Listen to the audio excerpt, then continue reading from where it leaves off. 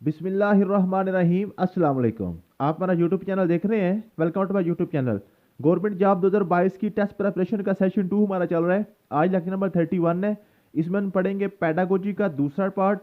Pedagogy का पहले part में हमने पढ़ा था ब्लूम टेक्सोनोमी। ये वाला नोट्स मैंने अपने सभी जो हमारे व्हाट्सएप ग्रुप्स हैं मेल और फीमेल के सभी मैंने शेयर कर दिए थे और आप लोगों ने तैयार करके इसका टेस्ट भी दे दिया था। आज हमने 31 में पेडागोजी का दूसरा पार्ट पढ़ेंगे सोलो टेक्सानोमी। और सोलो टेक्सानोमी आज हम मुकम्मल एक ही लेक्चर में इसको कवर करने की कोशिश करेंगे। ठीक है जी। तो नेक्स्ट ये आज पेडागोजी का जो लेक्चर इसको स्टार्ट करने से पहले मैं थोड़े से जो कल का जो हमारा लेक्चर था ना, सॉरी लेक्चर में कह रहा हूँ, जो कल की हमारी वीडियो थी literacy and non formal education में जो जॉब्स हैं उसके बाद ऐसे बहुत से लोगों के क्वेश्चंस आ रहे थे कि वो जो क्वेश्चन है डिफरेंट क्वेश्चन थे, वो आज मैं यहाँ आप लोगों के साथ शेयर कर देता हूँ। उनके जो क्यूरीज हैं वो हम सॉर्ट आउट करने की कोशिश करते हैं। उसके बाद फिर हम इंशाल्लाह ताला अपना लेक्चर की तरफ चलेंगे। तो सबसे पहले जी literacy and non formal education department की जो जॉब्स थी उसमें डिस्ट्रिक्ट ट्रेनर की जो जॉब थी 30 पोस्ट हैं। लोग कह रहे थे कि सर इसमें अप्लाई कौन करेगा और इसका पेपर किस तरह होगा। ये जी आपकी लिटरेसी एंड नॉन फॉर्मल की ट्रेनर की जॉब है, 16वें स्केल की जॉब है। इसमें आपके पास किसी भी यूनिवर्सिटी से आपके पास एजुकेशन में एमए है या आपके पास एमएड है तो आप इसमें एलिजिबल हैं। ठीक है। और दूसरा जो है इसका जो पेपर है इसमें आपका एमए एजुकेशन का सिलेबस यानी कि पेडागोजी और एजुकेशन के रिलेटेड जो आज हमारा लेक्चर होगा इसमें से पेपर आपका 80% आएगा। 20% आपका जो जनरल पेपर आएगा उसमें आपके पास जनरल नॉलेज आएगा, करंट अफेयर आएगा, जियोग्राफी, मैथमेटिक्स, इंग्लिश, उर्दू, सारा कुछ। ठीक है। और उसके बाद जो मेन क्वेश्चन पूछा जा रहा था बच्चों की तरफ से वो ये था कि सारी ये जो जॉब्स हैं ये 3 साल के कॉन्ट्रैक्ट पे हैं, उसके बाद इनका क्या फ्यूचर होगा।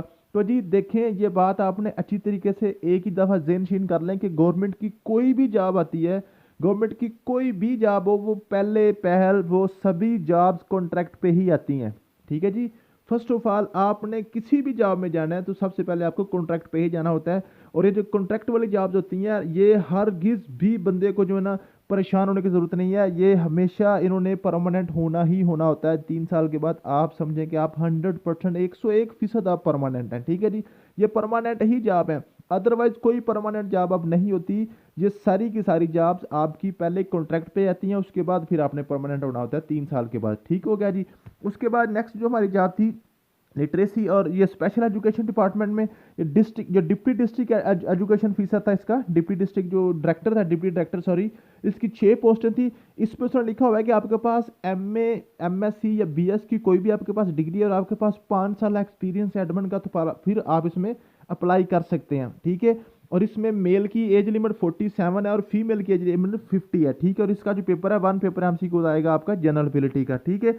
और नेक्स्ट हम चलते हैं जी, आपकी बात करते हैं जी, जो हमने बात करनी थी लिटरेसी डिपार्टमेंट में जो हमारी सीटें थी, सॉरी वो मुझे नज़र नहीं आ रही, मैं थोड़ा सा इसको सर्च कर लूँ कि जो जो हमारी लिटरेसी की 183 सीटें ये मेरे पास आ गई हैं जी। लिटरेसी मोबिलाइजर की ये भी लिखा हुआ है ऑन 3 ईयर कॉन्ट्रैक्ट बेस। तो ये जी कॉन्ट्रैक्ट बेस है और 3 साल के बाद आप परमानेंट हो जाएंगे।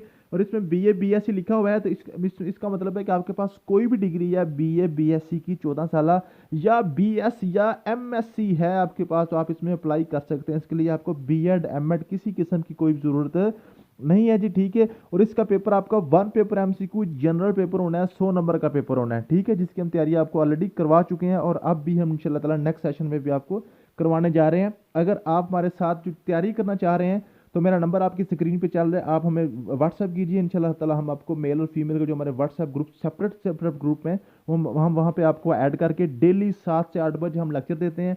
हमारे पीडीएफ नोट्स हमारे व्हाट्सएप ग्रुप्स में जाते हैं और वहीं पे सारी आपकी जो क्यूरीज होती हैं वहाँ पे डिस्कशन होती हैं। वहीं पे आपका जो हर हफ्ते आपका वीकली टेस्ट होता है, एक सिस्टमेटिक वे के साथ हम आपको तैयारी करवाते हैं।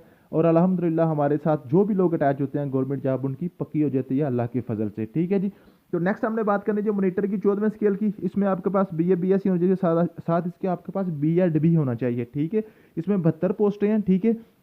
और इसका आपका 50% पेपर आपका जो है ना पेडागोजी यानी कि बीएड के पोर्शन है और 50% आपका जनरल पेपर आना है। ठीक है। हो गया जी। और एग्जामिनर की आपकी जो 2 पोस्टें थी इसमें भी आपके पास मास्टर डिग्री होनी चाहिए एजुकेशन में। ठीक है। और इसका 80% आपका एजुकेशन में पेपर आएगा, 20% आपका जनरल पेपर आएगा। उम्मीद है कि ये वाली अब आपको समझ आ गई होगी।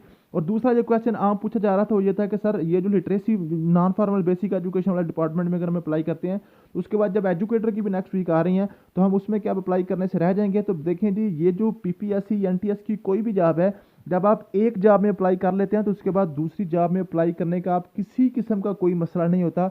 आप एट ए टाइम 50-100 जितनी मर्जी पोस्टों पे अप्लाई करें, कोई आपको पोस्ट रोकती नहीं है, किसी किस्म को कोई परेशानी वाली बात नहीं है।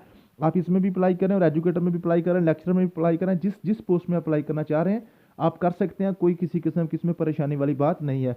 तो चलते हैं आज आज के हम अपने लेक्चर की तरफ। तो आज हमने पढ़ना जी पैडागोजी का सोलो टेक्सानोमी। सोलो टेक्सानोमी में आपने सीधा सीधा चंद बातें आपने याद करनी है, ठीक है। मैं आपको इतनी डिटेल में नहीं लेके जाऊंगा क्योंकि बहुत से लोग ऐसे समझते हैं कि सर जी आप ज़्यादा डिटेल में नहीं लेके जाते तो हमारा ऐसा ना हो कि नुकसान हो जाए। तो बेटा बात याद रखिएगा, थोड़ा थोड़ा करके आपका सिलेबस इतना ज़्यादा हो जाना है कि फिर आपने कहना इतना ज़्यादा हमसे पढ़ा नहीं जाता। तो आप थोड़ा थोड़ा करके जैसे जैसे मैं आपको मेन पॉइंट बताता हूँ, मैंने ये सारी चीज़ें एक्सट्रैक्ट करके आपको 5-10 मिनट के अंदर सारी आपको देनी होती हैं, ठीक है।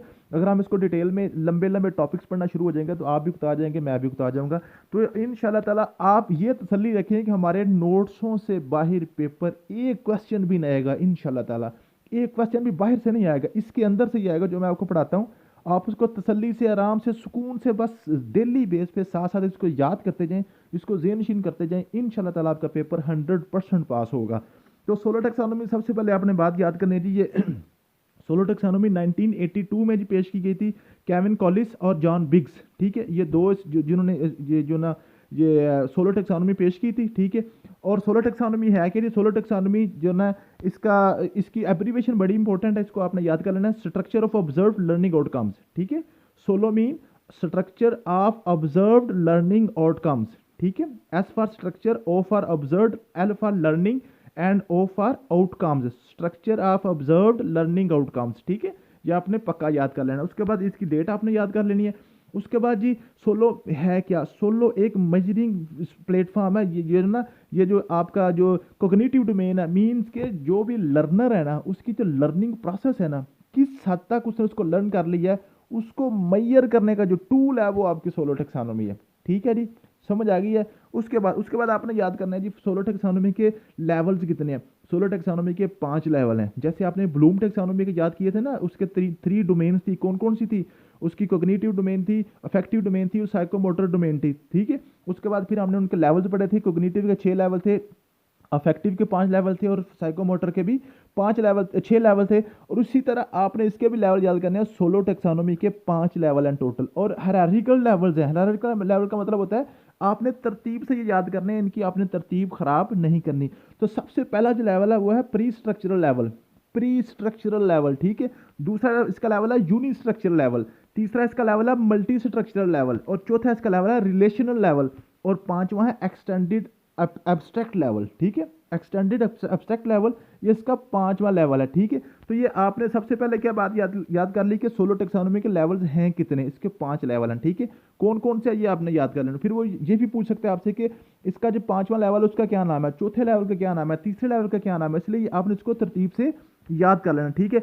उसके बाद आपको क्वेश्चन क्या आएगा, उसके बाद आपको क्वेश्चन आएगा कि जो सारे इसके लेवल है ना, लेवल्स के हवाले से आ जाएगा क्वेश्चन। थोड़ा थोड़ा इसको मैं आपको थोड़ा सा आपको समझा देता हूँ, इंशाल्लाह ताला आपको ये लेवल के हवाले से भी सारा क्लियर हो जाएगा।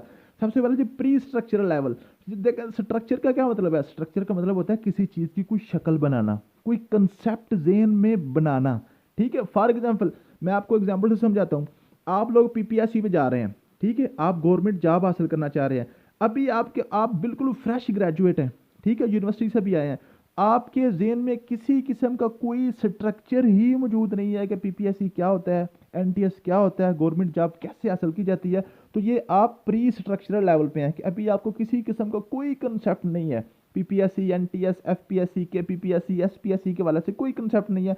आप बस अभी क्या कर रहे हैं, अभी आप इंफॉर्मेशन गैदर कर रहे हैं कि किस ट्रैक पे मैंने चलना है, कैसे मैंने सिलेबस कवर करना है। ये आपका प्री स्ट्रक्चर लेवल है। अभी आपका किसी किस्म का कोई स्ट्रक्चर नहीं बना। आप अभी सिर्फ क्या कर रहे हैं, आप नॉन कनेक्टेड इररेलेवेंट डाटा जो है ना आपस में वो आप इकट्ठा कर रहे हैं अभी, ठीक है। उसके बाद जब एक स्ट्रक्चर पे आप जाएंगे ना, तो यूनि स्ट्रक्चरल क्या मतलब है, एक स्ट्रक्चर आपके ज़हन में बैठेगा कि हाँ जी ये जो PPSC है ना ये एक पेपर होता है, ठीक है। और ये पेपर क्या है, पेपर इसमें जी सारी सब्जेक्ट्स आते हैं, 8 सब्जेक्ट्स होते हैं इसमें जी, जो है ना जनरल नॉलेज भी होता है, करंट अफेयर भी होता है, इसमें मैथ भी होता है, इस्लामियत भी होता है, इंग्लिश भी होती है, उर्दू भी होती है, ठीक है, और जनरल साइंस भी होती है, कंप्यूटर साइंस भी होता है। तो ये आपका क्या जी एक यूनि स्ट्रक्चर लेवल पे आप पहुंच गए हैं, ठीक है।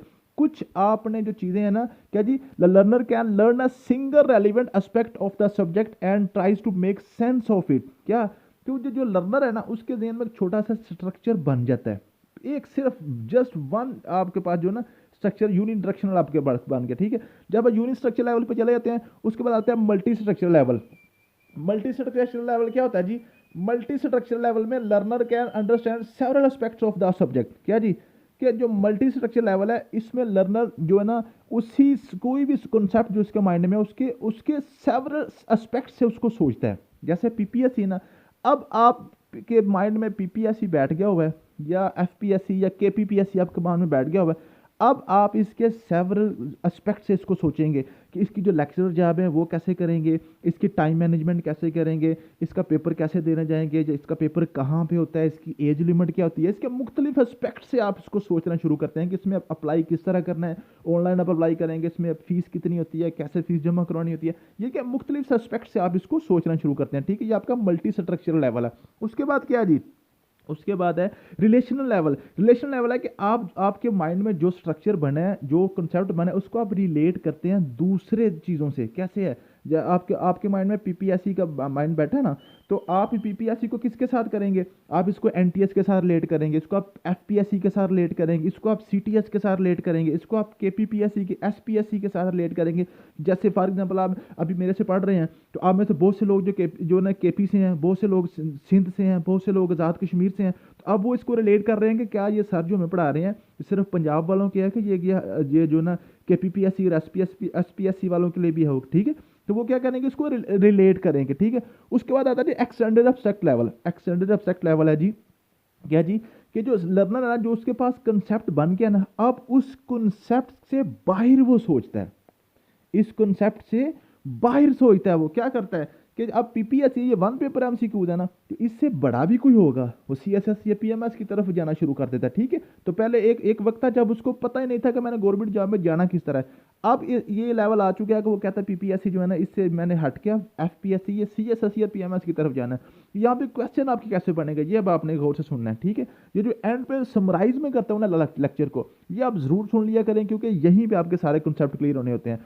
सबसे पहले आपका क्वेश्चन आएगा, फॉर एग्जांपल वो कहता है जी सोलो टेक्सोनोमी का वो कौन सा लेवल है जिसमें लर्नर सिर्फ जो है ना बिट्स ऑफ इंफॉर्मेशन, जो इंफॉर्मेशन है, जो मालूमात के छोटे छोटे टुकड़े हैं, उनको वो इकट्ठा करता है, सिर्फ जो ना इररेलेवेंट डाटा इकट्ठा करता है, तो वो आपका होता है प्री स्ट्रक्चरल लेवल, ठीक है। उसके बाद आपसे पूछेगा कि वो जो है लर्नर है जब एक सिंगल रेलिवेंट एस्पेक्ट को इकट्ठा करता है तो वो कौन सा होता है, सिंगल से यूनि स्ट्रक्चरल। ये तो बिल्कुल आसान है, आपको याद हो जाएगा।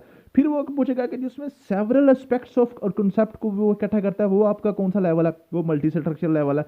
फिर वो पूछेगा आपसे कि मुझे बताएंगे जिसमें किसी कंसेप्ट के ऑल एस्पेक्ट्स बंदे को पता चल जाते हैं, मुकम्मल उसको किसी कंसेप्ट का मुकम्मल तौर पर उसकी आगाही हो जाती है, वो कौन सा लेवल है, वो रिलेशनल लेवल है, ठीक है। उसके बाद फिर वो पूछेगा कि मुझे वो लेवल बताएं स्टोलोड टैक्सोनॉमी का, जब कोई लर्नर किसी एक कंसेप्ट से बियॉन्ड सोचता है, कंसेप्ट से बाहर सोचता है, ठीक है, उसको उससे उससे हायर लेवल पर जाने की कोशिश करता है, तो वो होता है जी एक्सटेंडेड एब्स्ट्रैक्ट लेवल, ठीक है। उसके बाद आपसे वो क्वेश्चन पूछ सकता है जी सोलो टैक्सोनॉमी का आपके पास एब्रीवेशन क्या, structure of observed learning outcomes, ठीक है। उसके बाद आपसे पूछेगा जी सोलो टैक्सोनॉमी पेश किसने की थी, ये कब की थी, 1982 में की थी, कॉलिस और कैमन कॉलिस और जॉन बिग्स ने, ठीक है। उसके बाद वो आपसे पूछेगा कि सोलो टैक्सोनॉमी के लेवल्स कितने होते हैं, आपने याद करने लेवल इसके 5 हैं, और पांचों लेवल आपने pre structure level, uni structure level, multi structure level, relational level और एक्सटेंडेड एब्स्ट्रैक्ट लेवल, ये आपने एक तरतीब के साथ याद करने हैं। तो आज की आपकी सोलो टैक्सोनॉमी उम्मीद है कि आपको क्लियर होगी इंशाल्लाह ताला। नेक्स्ट भी इसी तरह हम अपने लेक्चर्स को लेकर आगे प्रोसीड करेंगे, और अल्लाह ताला हम सब कामयाब नासर हो, अल्लाह ताला आपको रिज़्क़ हलाल वाला रोज़गार अता फरमाए, आमीन। थैंक यू सो मच, अल्लाह हाफिज़।